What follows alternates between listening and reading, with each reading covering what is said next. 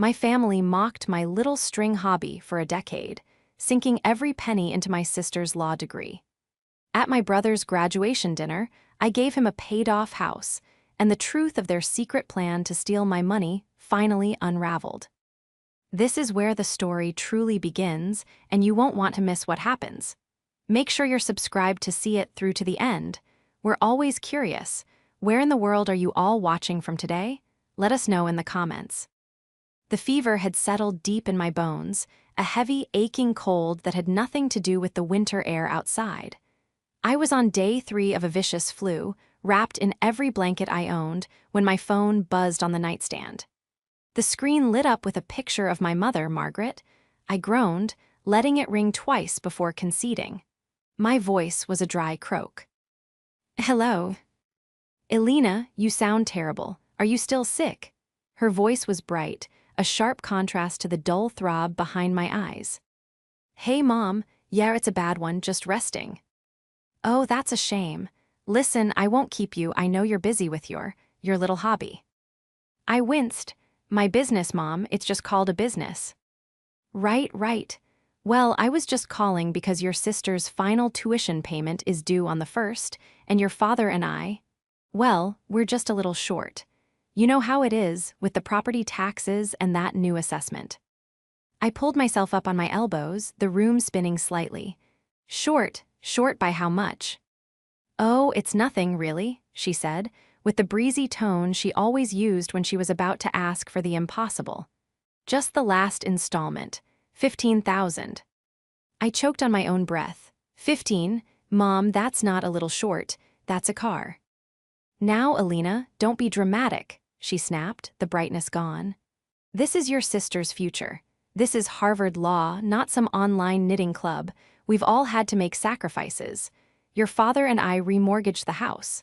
The least you could do is pitch in. I know your little online shop doesn't make much, but surely you can spare something for your family." There it was, the dismissal. The little shop I had started from my garage 10 years ago.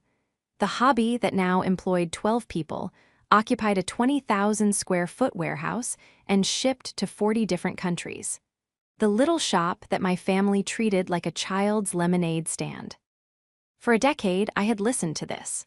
I had sat at Thanksgiving dinners and listened to my father, Richard, toast our future legal eagle, Sophia, while I was asked if I was still selling string on the internet. I had watched my parents drain their retirement, sell my grandmother's jewelry, and leverage their entire lives for my sister, Sophia, who had absorbed their praise and money with the placid entitlement of a golden god. And me, I was Elena, the quiet one, the creative one, the one who had never asked for a thing. I paid my own way through state college by waiting tables. I built my business with my own savings and my own sweat. I worked 80-hour weeks while they were flying to Boston to take Sophia out for dinners I knew they couldn't afford. "Mom," I said, my voice shaking with a mixture of fever and a sudden glacial rage. I don't just have $15,000 lying around." This was a lie, of course. I had that in a checking account I used for petty cash, but it was the principle. "Well, I just don't know what to tell you, Elena," my mother sighed, a heavy, disappointed sound designed to break my heart. It had worked for 34 years.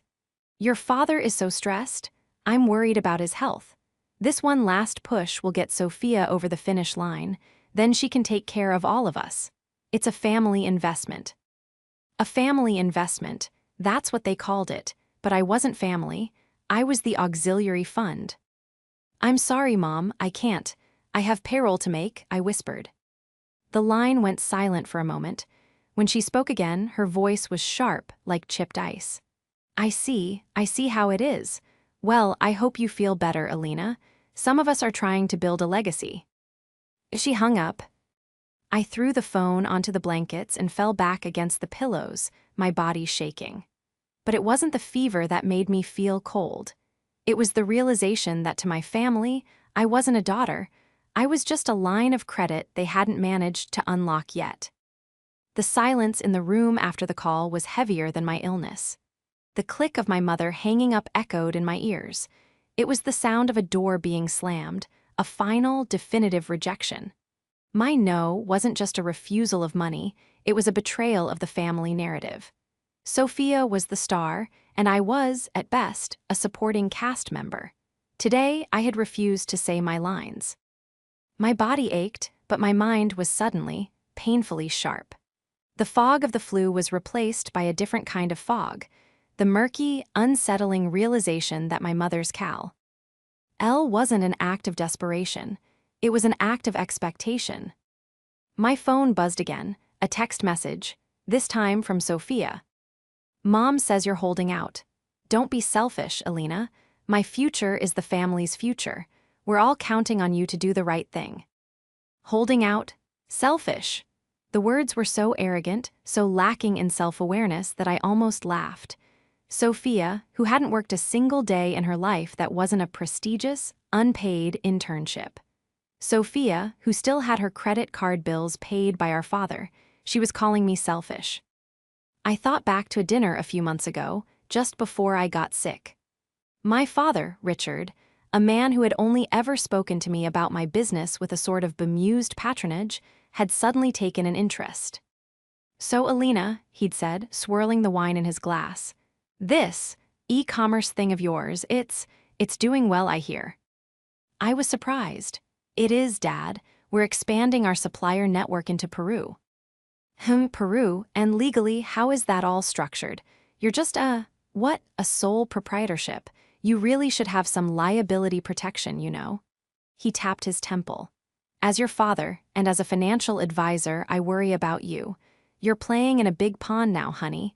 It's easy to get in over your head. At the time, I'd felt a small, pathetic flicker of hope. He was finally seeing me. He was worried about me. Oh, I'm not a sole proprietorship, Dad, I'd said brightly. I incorporated years ago. I'm an S-Corp. His smile tightened just for a second. An S-Corp? Well, good for you. But you're the only owner, right? It's all just you. Pretty much, I'd lied. It was a small, instinctive lie. The kind you tell when you're not sure why you're being asked. Now, lying in my sickbed, that conversation felt different. It wasn't interest. It was reconnaissance. He wasn't acting as a father, he was acting as a financial advisor, probing for weaknesses, for assets he could leverage. He was assessing my value for the family investment. I felt a wave of nausea that had nothing to do with the flu. They weren't just asking for a handout. They were planning. They were planning on my success, a success they had simultaneously mocked and coveted. My eyes drifted to a framed photo on my dresser. It was from 10 years ago, the day I signed the lease for my first 500-square-foot storage unit. I was 24, beaming, holding a set of keys. I'd sent the photo to my family. My mother had replied, "That's nice, dear. Sophia just got a for her first semester." I had built my company in their shadow. While they were celebrating Sophia's every a paper, I was learning about SEO, import tariffs, and logistics. While they were agonizing over her law school applications, I was negotiating with shipping carriers and hiring my first employee. I had done it all alone, quietly, diligently, while they looked right through me. They all thought I was just playing with yarn, but they had forgotten one crucial thing. They had forgotten who I was. They thought I was the pliable, creative daughter.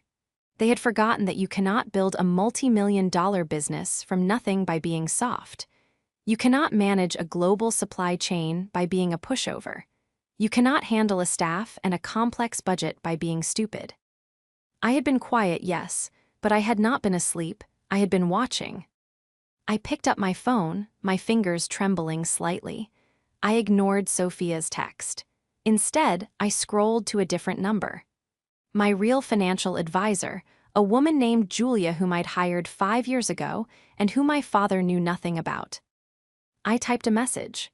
"Julia, I have a bad feeling. Can you please, very discreetly, do a deep dive on my parents' financial situation? I need to know exactly what kind of debt we're talking about." I sent it, then I opened another message, this one to my brother, Ben. "Hey, be just checking in. Are you excited for your graduation dinner next week?" Ben, the other overlooked one. He was graduating with his bachelor's degree, a fact almost completely eclipsed by Sophia's looming law school graduation. He replied almost instantly. Hey, Elle, yeah, I guess. Mom's mostly just talking about Sophia's internship. But thanks for asking. Are you feeling better? A small, genuine smile touched my lips. Ben, at least there was Ben. The rage was settling into something colder, harder, something purposeful. My family thought I was their emergency fund. They were about to find out I was a fortress, and they were on the outside.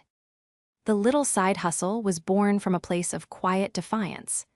After I graduated from state college, an achievement met with a polite, "That's nice, dear," from my mother, I found myself back in my childhood bedroom. Sophia, despite being 7 years younger, already had the larger room, the one with the better view, because she needed the light to study. I was working a dead-end job at a local insurance office. Saving every penny, my family saw it as a temporary failure. It's just until you find something real, my father would say, patting my shoulder. But I wasn't looking for a real job. I was building a war chest. My passion was artisan textiles. Rare yarns, hand-dyed silks, traditional weaving tools. I loved the history, the feel, the artistry. I started a small blog reviewing different fibers. Then I started selling small kits on Etsy. The insurance job paid for the first 50-pound shipment of merino wool from New Zealand. I stored it in boxes under my bed. The year I turned 25, I moved out. My mother, Margaret, was appalled. "But you could be saving so much money living here," she'd cried. "I need the space, Mom," I'd said, gesturing to the boxes filling the garage. "For your hobby," she'd scoffed. "Elena, you're not a child. It's time to let go of these playtime things. Your father and I are trying to get Sophia into that advanced summer program. We need to be serious." That was the word, serious. Sophia, with her debate clubs and pre-law societies, was serious. I, with my growing spreadsheets, my import licenses, and my burgeoning customer list, was playtime. My father, Richard, was quieter but in many ways more damaging. He was a financial advisor, a man who built his identity on being prudent and wise. When I brought him my first year's tax returns, showing a modest but real profit of $30,000, he'd glanced at the paper and sighed. "Elena, this is fine, it's good fun money. But it's not a career, you have no benefits, no 401k, the market is volatile, a business like this, it's a whim, one bad shipment and you're done." He slid the paper back to me. "I'm putting together a portfolio for Sophia, something solid, we're investing in her future. Now that's a sound investment." I never showed him my tax returns again. The next year, I cleared 6 figures. I quit the insurance job. I hired my first employee.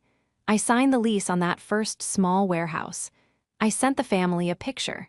That was the night my mother called to celebrate Sophia's 4. "Isn't it wonderful?" Margaret gushed, her voice bubbling. "A perfect grade point average. At that school, your father and I we're bursting with pride. We're taking her to Boston for the weekend to celebrate." "That's great, Mom. Did you see the picture I sent of the new warehouse?" "Oh, yes, dear, it looks big. Do be careful with those lease agreements. They can be tricky. Anyway, I have to run. Sophia needs a new suit for her awards dinner." The betrayal wasn't a single event.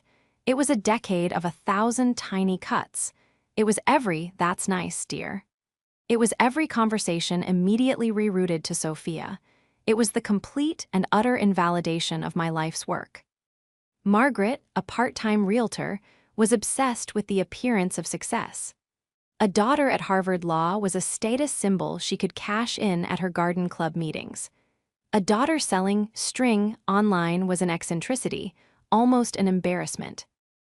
Richard was the enabler.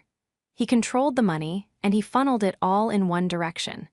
He saw Sophia as an extension of his own financial acumen, a blue-chip stock that was guaranteed to pay dividends. He saw my business as a high-risk, low-reward penny stock, and he dismissed it not because it wasn't successful, but because he hadn't chosen it. It was outside his control. Sophia, for her part, simply believed them. She was the chosen one. She was smart, beautiful, and destined for greatness. She genuinely believed she was superior to me in every way. She treated my business with a sort of pitying disdain. "It's so cute," she'd said once, visiting my warehouse, "that you have all these little boxes to play with." I was standing in front of a pallet of goods worth more than her entire year's tuition. I just smiled and said, "It keeps me busy." The flu finally broke on a Thursday. I woke up feeling weak but clear-headed. My phone was buzzing. It was Julia, my advisor. "Are you sitting down, Alina?" she asked. "I'm in bed. What did you find?" "It's bad," she said flatly. "Worse than you thought. They remortgaged the house 2 years ago. The second mortgage. The interest rate is criminal. They also have 3 high-interest private loans, all taken out in the last 18 months. And Alina," Sophia co-signed them. "What?" "She's on the hook. All of it is tied to her future earning potential. Your parents leveraged her and she let them. The total debt, not including the primary mortgage, is just over $450,000. The final tuition payment they asked you for, it wasn't for tuition. That's already paid. It's to service the debt on the other loans. They're in a spiral, Alina. They're robbing Peter to pay Paul." I closed my eyes. They hadn't just been short. They had been lying. "And Alina," Julia said, her voice softer, "I looked at your father's advisory registration. He was censured by the board years ago. A private censure, but it's there. For making unsuitable recommendations to elderly clients. He's not just a bad father, he's a bad advisor." My blood ran cold. This wasn't just familial favoritism. This was a pattern. My father, the prudent one, was a desperate man. And desperate men, I knew, did desperate things. Ben's graduation dinner was in 3 days. The talk my father wanted to have was no longer a question. It was an inevitability. They weren't just planning to ask me for help. They were planning to get it, one way or another. The turning point was no longer a decision. It was a necessity. I wasn't just protecting my business anymore. I was protecting myself from a predator, and he just happened to be my father. The sickness had passed, leaving behind a cold, hard clarity. The hurt that had defined my relationship with my family for 2 decades was gone, burned away by the fever and the facts. In its place was a chilling, calculating anger. I wasn't a daughter they had overlooked. I was a resource they had miscalculated. Julia's revelation about my father's censure cemented it. He wasn't just proud of Sophia, he was using her as a cover for his own financial failures. He had likely been bleeding his own clients dry with bad advice, and now that that well was running dry, he was turning to his own family. He had sunk everything into Sophia, not as an investment, but as a gamble, a high-stakes bet to save his own skin. And when her future earnings weren't materializing fast enough, he had turned his gaze to me. His probing questions at dinner, his advice to keep my business simple. It was all an attempt to keep me small, to keep my assets liquid and understandable, so he could eventually advise me to move them into a fund he controlled. He thought I was a sole proprietor. He thought I was his naive, creative daughter who didn't understand the real world of finance. He had no idea. The clever trap, as it were, wasn't something I had set for him. It was something I had built for me years ago to protect my life's work from the unknown. On the advice of Julia, not my father, I had structured my company with surgical precision. Alina's Artisans, LLC was not just an S-corp, it was an S-corp whose majority shares, 75% of the entire company, were held by the EMR Legacy Trust, an irrevocable trust. I was the trustee and the primary beneficiary, but I could not, even if I wanted to, simply dissolve it or hand over its assets. It was a fortress designed to protect the company from creditors, lawsuits, and, as it turned in, from greedy family members. My father couldn't absorb my company. He couldn't manage its profits. He couldn't touch a single thread of Peruvian yarn. The remaining 25% of the shares, they were in my personal portfolio, alongside my other investments, a portfolio my father had never seen. The phone call I had been dreading finally came that afternoon. It was my father. His voice was all honey and concern. "Elena, sweetheart, I heard you were under the weather. Feeling better, I hope." "Much better, Dad. Thanks for asking." "Wonderful, wonderful. Listen, your mother and I were thinking. Ben's graduation is on Saturday, and we're all so proud. But I'd love to have a little chat with you before that, just us, to discuss the future." The future, the family investment, Sophia's loans, it was all a script. "The future?" I asked, keeping my voice light. "What about it?" "Well, just family finances. You know, you've done so well with your business, and Sophia is about to graduate. It's time we all got on the same page as a family, consolidate our strengths. I have an idea for a new family fund that I think could be very beneficial for all of us. You, me, your sister, even Ben." A family fund, managed by him. I felt a chill. He was going to propose I liquidate my hobby and pour the cash into his new, desperate venture, which would, of course, be used to pay off Sophia's debts. "Dad, that sounds interesting, but I'm swamped this week, catching up from being sick." This was my new strategy. No more small lies, just inconvenient truths. "My logistics manager is on vacation, and I'm handling the new import tariffs myself." A beat of silence. "Tariffs? Well, surely you can spare an hour for your father. This is important, Elena. It's about your sister." "Everything is about Sophia," I said, and the words were out before I could stop them. They weren't angry, they were just tired. He sighed, the sound of a patient man dealing with a difficult child. "That's not fair, Elena. We are a family, we support each other. Your sister has worked so hard. Now it's our turn to support her, and in turn, she will support us.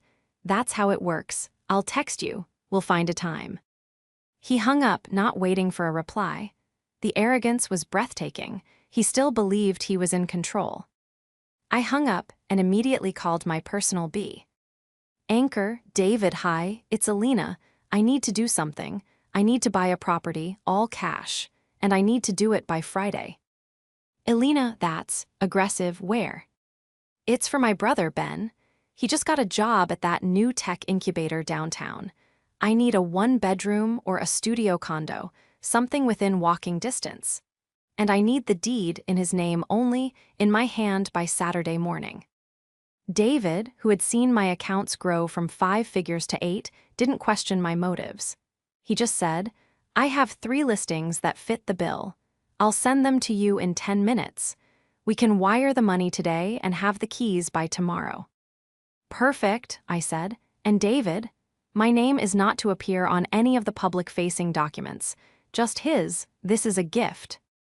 I hung up and looked at the list of properties.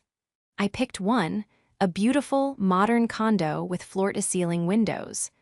I wired $515,000 from my personal investment account, the 25% my father didn't know existed.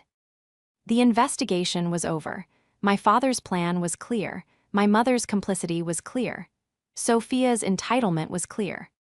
But my plan was just beginning. They wanted to talk about a family investment. Fine, we would, but we would do it on my terms at my chosen time. Ben's graduation dinner. They had planned to use the dinner as a prelude to my financial absorption. Instead, I would use it as the stage for my liberation.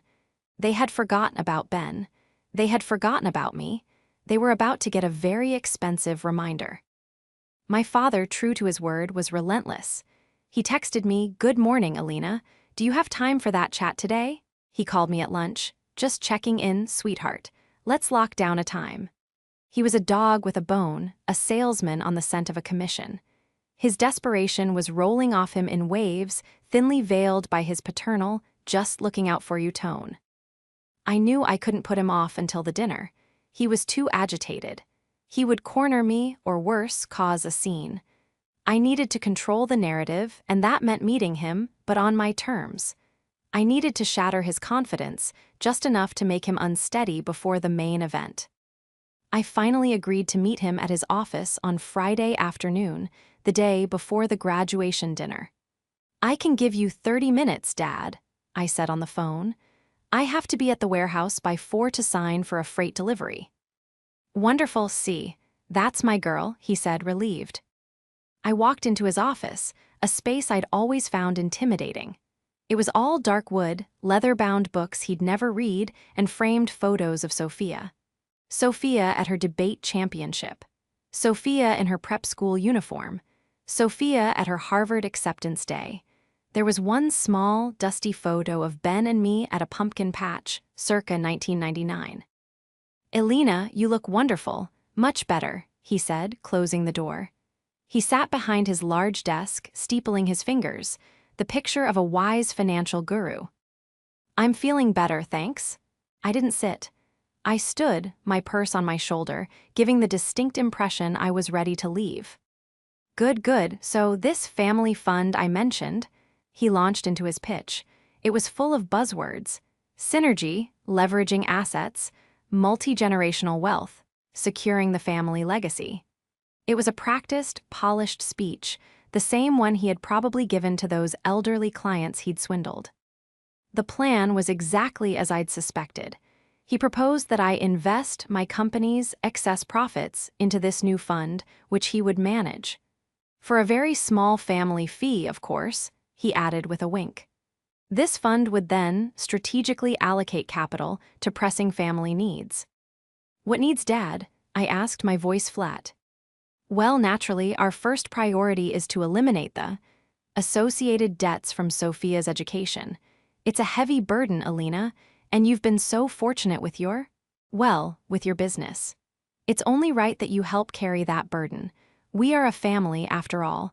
Your success is our success. There it was, my success is our success.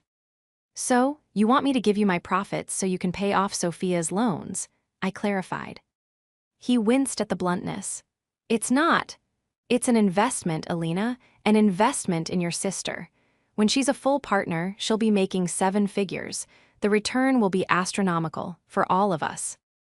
I see. I let the silence hang in the air. He was smiling, waiting for me to agree, to be the good, pliable daughter. That's an interesting idea, Dad, I said, walking closer to his desk. But there's a problem. His smile faltered. A problem. My business isn't a sole proprietorship, like you thought. I watched his eyes. It's an S-corp in my business. It isn't really mine to invest. The color drained from his face. What do you mean? Of course it's yours. No, not really, I said, almost conversationally. 75% of my company's shares have been held in the EMRL Legacy Trust for the last 5 years. I'm the trustee, but I can't just liquidate the assets and give them to you. The trust's charter is very specific. It's to ensure the long-term health and growth of the company. Paying off personal loans for a family member? That's not on the list. He stared at me. The mask of the wise father was gone. In his eyes, I saw the man who had been censured by the board. The gambler. A trust, he stammered. You set up an irrevocable trust. Yes, 5 years ago. Who advised you to do that? His voice was rising, cracking with disbelief and fury. You went behind my back. Behind your back? Dad, you're not my financial advisor. You've never been my financial advisor. You told me my business was a whim. You told me to be careful. So I was. I hired a professional. A professional? He stood up, his face reddening. You little fool, you've locked up everything. Do you have any idea what you've done? Your mother and we've been counting on you. Counting on me for what? I shot back, my own voice rising. To be your secret bank, to clean up the mess you made. I know about the second mortgage, Dad. I know about the private loans. I know you're in over your head. He looked as if I had slapped him. How dare you? You have no right to look into my private affairs. And you have no right to look into mine, I pointed at him. You went through my mail, didn't you? Back when I lived at home. That's how you knew about my revenue. You've been planning this for years. He didn't deny it. His poorly executed threat came next. You will undo this, Elena. You will find a way to break that trust, or I swear, I will. I will tell your brother what you've done. How you've abandoned this family. It was so weak, so pathetic, I almost laughed. Tell him what? That I protected my life's work from you? That I refused to be your bailout? You think I'm the one who looks bad in that story. I turned and walked to the door. I have to go, Dad. I have a delivery to sign for. A real one, from Peru. I opened the door. I'll see you, Mom, and Sophia at Ben's dinner tomorrow. We should all be there to celebrate him, don't you think? I left him standing in his office, his grand plan shattered, his face a mask of apoplectic rage. He was a fraud, and now he knew that I knew. The first shot had been fired. The explosion I had detonated in my father's office sent shrapnel flying through the family communication lines. I had barely gotten back to my warehouse, my hands still shaking on the steering wheel, before my phone lit up. It was my mother. I let it go to voicemail. A text message immediately followed. Elena, your father just called me. I am disgusted. Absolutely disgusted by your selfishness. Call me this instant. I silenced my phone and threw it in my desk drawer. I had a business to run. For the next 3 hours, I focused on my work. I checked the manifest for the Peruvian wool, I approved a new marketing campaign, and I reviewed the third-quarter projections. Every spreadsheet I read, every number I crunched, felt like another brick in the fortress I had built. My work, the hobby they'd mocked, was my sanctuary. When I finally pulled my phone from the drawer, it was a minefield. 3 missed calls from Mom, 2 missed calls from Dad, and 1 from Sophia. There was a long, rambling voicemail from my mother, a masterwork of emotional manipulation. It veered wildly from tearful pleading. How could you do this to your father? He's so stressed, his heart. To bitter accusations. After all we gave you, we let you live in our house for 2 years, you ungrateful child. It was a performance, and for the first time in my life, I felt nothing but pity. She was so desperate to maintain the illusion of the perfect family. She was willing to sacrifice me to do it. Then I listened to Sophia's. It was not a performance. It was a declaration of war. Elena, I don't know what kind of sick, jealous game you're playing, but you need to stop it. Dad said you've hidden all your money in some legal thing. You are just jealous. You're jealous that I'm a success. You're jealous that Mom and Dad are proud of me. You're just a bitter old maid with a stupid, worthless hobby, and you're trying to ruin my life because you have nothing. She hung up with a click. A stupid, worthless hobby. I saved the voicemail. The case was built. The manipulation, the entitlement, the outright theft they had been planning, it was all out in the open. They were no longer hiding behind smiles and fatherly advice. This was who they really were. A desperate man, a hysterical enabler, and a spoiled, vicious child. My phone rang again. This time, the name on the screen made my heart ache. Ben. I answered immediately. Hey, B. Elena, what is going on? His voice was small, confused. He was at his apartment near his college, probably packing F. Or the weekend. Mom just called me. She was crying, like really crying.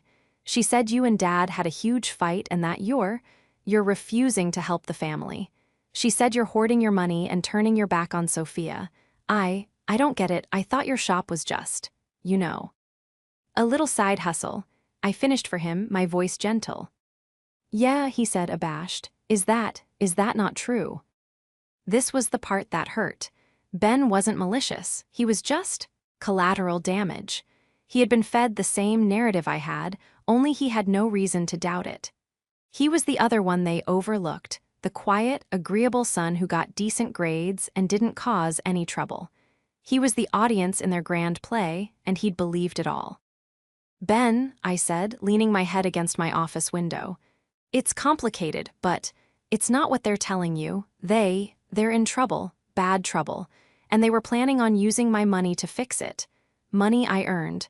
They didn't ask me, Ben, they expected me, and when I told them they couldn't have it, they broke. He was silent for a long time. They're always like this about Sophia, he finally whispered. Like she's the only one that matters. I know. Are you okay, Elle? That simple question, are you okay, was something my parents or sister had not asked me in years. It broke something loose in me. I am now, I said, my voice thick. Listen, about the dinner tomorrow. It's probably going to be tense, but it's your graduation. I want you to know that I am so proud of you. No matter what happens, I want you to remember that. Thanks, Elle, that means a lot. I'll see you tomorrow, okay? And B, wear a nice suit, it's a big night. Okay, he said, see you tomorrow. I hung up, my resolve now absolute. My clever trap was no longer just about defending myself. It was about showing Ben, the only person in my family who was still reachable, what real support looked like. It wasn't about leveraging his future or sinking him into debt. It was about giving him a foundation, no strings attached. The final piece of my plan clicked into place. I had the deed. I had the voicemails. I had the facts from Julia. And I had a family that was walking into an ambush of their own making. They were expecting a cowed, guilt-ridden daughter to show up at that dinner, ready to negotiate. They were about to meet the CEO. The restaurant was my mother's choice, of course. It was offensively expensive, all dark wood, hushed waiters, and chandeliers that dripped crystal. It was a stage. It was a place you went to perform success. My father looked pale and stressed, tugging at his collar. My mother was overcompensating, her smile brittle and bright, her voice loud as she gushed to the server about my son, the graduate.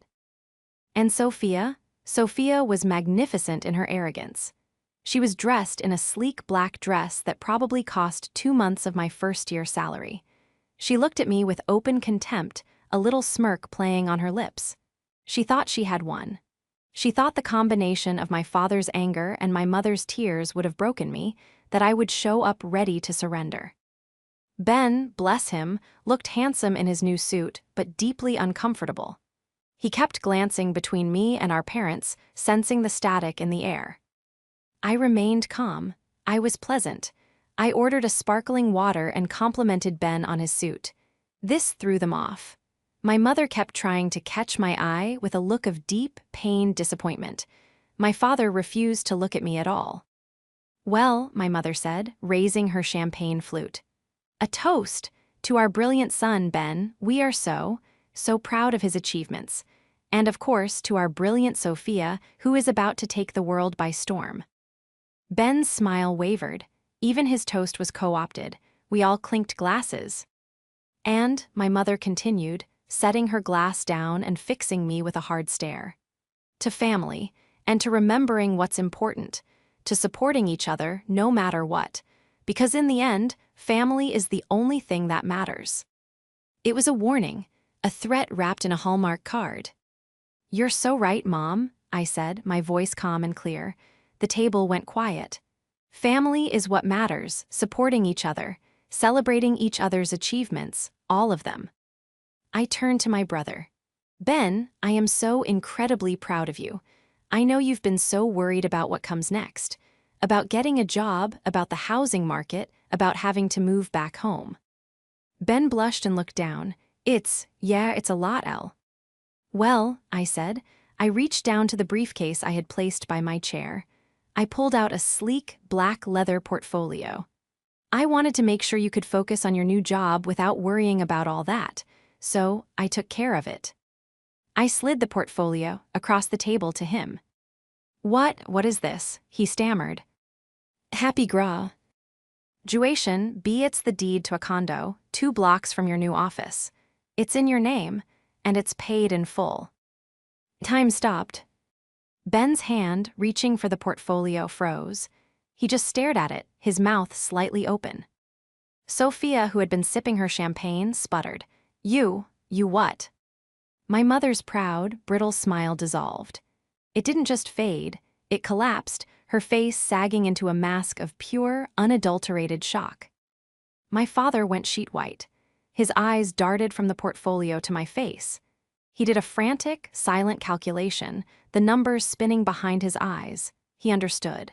He understood the amount of money I had just given away, money that wasn't in the trust, money he'd had no idea existed.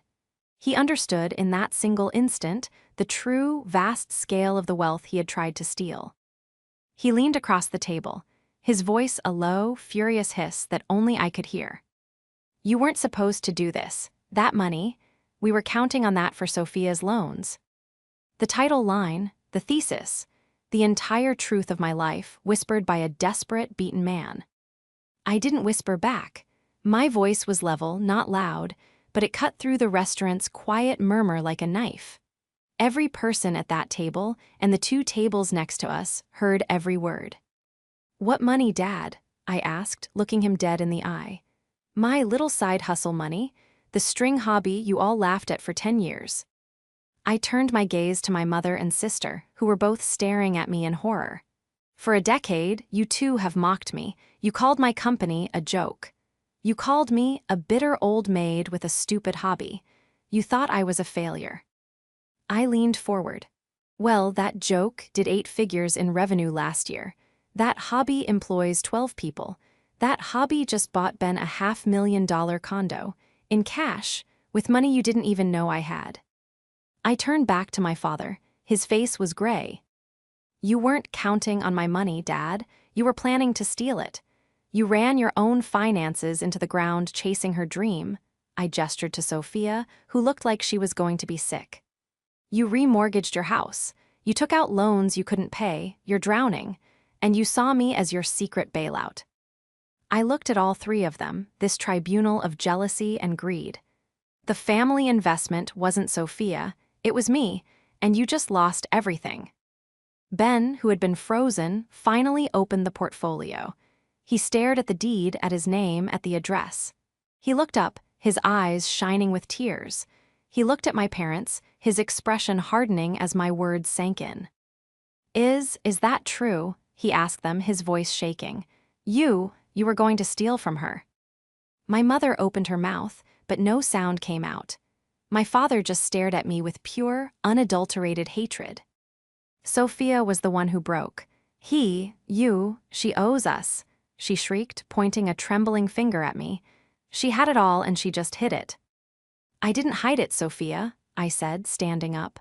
"I earned it. While you were investing in your future, I was building mine. You just never bothered to look." The public humiliation was total. It was silent, complete, and devastating. Ben stood up, clutching the portfolio to his chest. He looked at my parents, then at me. And he made his choice. "I need some air," Ben said, his voice raw. He looked at our parents, his expression one I'd never seen from him before, not anger, but a deep, profound disappointment that was far worse. He turned and walked out of the restaurant, not looking back. My mother started to get up. "Ben, wait, sweetheart." I put my hand on her arm and she flinched. "Leave him alone, Mom. You've done enough." I dropped a few $100 bills on the table, more than enough to cover the champagne and appetizers they'd ordered. "This is the last dollar you will ever get from me." My father was silent, a man carved from stone. Sophia was crying, not with sadness, but with rage. "You've ruined everything," she hissed at me. "No, Sophia," I said, pulling my purse onto my shoulder. "You all did this yourselves. You just thought I would be the one to pay the bill." I walked out of the restaurant, leaving the 3 of them sitting in the wreckage of their grand plan. I found Ben on the sidewalk, leaning against a pillar, staring at the deed in his hands. "Elena," he said, his voice thick. "A condo, paid in full. I don't know what to say." "You don't have to say anything," I said, standing next to him. "It's yours. Congratulations, Ben, you earned it." They really did that?" he asked, looking at me. "All that, about your money, about Sophia's loans?" "They did." I took a deep breath. "I have the voicemails if you want to hear them." He shook his head, a look of disgust on his face. I believe you, all those years. God, I was so stupid. I believed it, that you were just, playing W. "Ith string," I finished. We shared a small, sad smile. "I'm going with you," he said, straightening up. He slid the portfolio into his suit jacket. I'm not going back in there. I don't think I can ever go back." He walked back into the restaurant's entryway, where our parents and Sophia were now standing, clearly in the middle of a furious, whispered argument. Ben walked right past them to the coat check, retrieved his coat, and walked back out, holding the door for me. He didn't say a word to them. The drive to my apartment was quiet. Ben just stared out the window. When we got inside, he finally let it all out. He cried, and I held him, my little brother, the other one they'd left behind. The aftermath was swift and brutal. Sophia's student loans, the ones my parents had co-signed and the ones she had taken herself, all came due within 6 months of her graduation. Without my bailout, they defaulted. My father, Richard, was ruined. The loan companies went after his assets, and his censure became a public suspension when his creditors started digging. He lost his advisory license.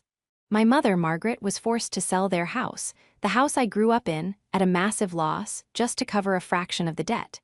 They moved into a small, bleak rental apartment across town. Margaret's social life evaporated. The prestige she had built her life on was gone. Sophia, our golden child, had a rude awakening. With a mountain of non-dischargeable debt and a co-signing credit history that was now radioactive, she couldn't get a loan for a car, let alone an apartment. The high-powered corporate law firms she dreamed of wouldn't touch her. She was forced to take a grueling, low-paying public defender job in a different city, just to make the minimum payments that would haunt her for the rest of her life. The family investment had yielded nothing but ruin. And me, I helped Ben move into his new condo. I used my string money to invest in a small software startup idea he had and my business network to connect him with the right people. His idea took off. He was happy. He was free. Months later, I was sitting in my real office, the big, bright corner office of my new, larger warehouse. I was looking over a design for a new line of silks from Japan. Ben stopped by with coffee, just to say hi. "How's it going, boss?" he joked. "It's going well, B," I smiled. "It's going really well." My phone buzzed. It was a text from a number I didn't recognize. "Elena, it's your mother. Your father is sick. You need to help us." I looked at the message for a long moment. Then I deleted it, blocked the number, and went back to work. I felt no anger, no sadness. For the first time in my life, I just felt peace. The books were balanced. The debt was paid, just not by me.